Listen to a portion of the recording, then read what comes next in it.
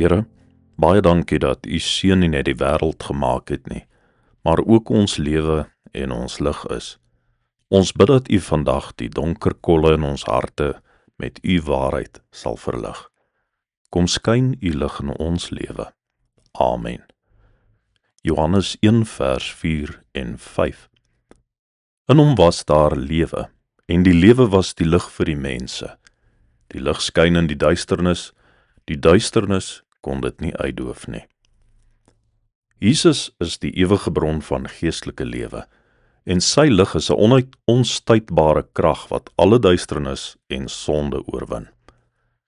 Nadat ons gesien het dat Jesus die skepper van alles is, gaan Johannes vandag 'n stap verder. Hy sê, in Jesus was daar lewe, en hierdie lewe is die lig vir alle mense. Dit is so 'n belangrike gedagte om te verstaan.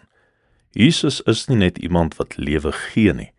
Hy is self die bron en die kern daarvan. Alles wat werklik leef, kry sy krag en asem by hom alleen. Hy is die prou, wat nie net die wêreld gemaak het nie, maar dit ook vol lig en hoop kon maak het. Hierdie lig is nie net soos 'n lamp wat dinge verlig nie. Dit is die diep waarheid wat vir ons kom wys wie God werklik is.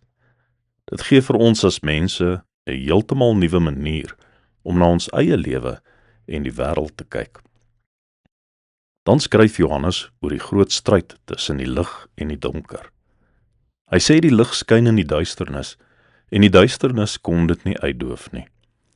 In die oorspronklike taal word 'n woord gebruik wat twee betekenisse kan hê. Dit beteken die donkerte kan die lig nie verstaan nie, maar ook dat die donkerte dit nie kon oorwin of doodmaak nie. Die bose probeer alles met sy trial and error metodes om die lig van Jesus dood te druk, maar hy misluk elke liewe keer. Die lig van Jesus is eenvoudig net te sterk. Dit is 'n oorwinning wat reeds klaar in die ewigheid gebeur het. Wat vir my so mooi is dat Johannes se lig die skyn. Dit gebeur nou, in die teenwoordige tyd. Dit beteken Jesus se lig is vandag nog elke oomblik besig om die donker dele van ons wêreld en ons eie harte te verlig. Al voel dit soms of die donkerte om ons wil wen, sê God se woord vir ons die teendeel. Die lig is onstuitbaar en standvastig. In Jesus vind ons die ware lewe wat ons siel regtig nodig het. En daardie lewe is die enigste lig wat ons deur selfs die moeilikste en donkerste tye sal dra. Hy is ons ewige hoop.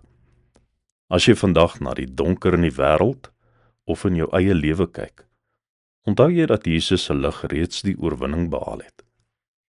Hoe kan jy vandag toelaat dat sy lig die dinge wat jy probeer wegsteek, kom gesond maak? Here Jesus, dankie dat U die lig vir die wêreld is wat nooit doodgaan nie. Dankie dat U lewe in ons gee wat sterker is as enige sonde of dood. Help ons asseblief om vandag as 'n kind van die lig te lewe en U hoop aan ander te wys. Amen.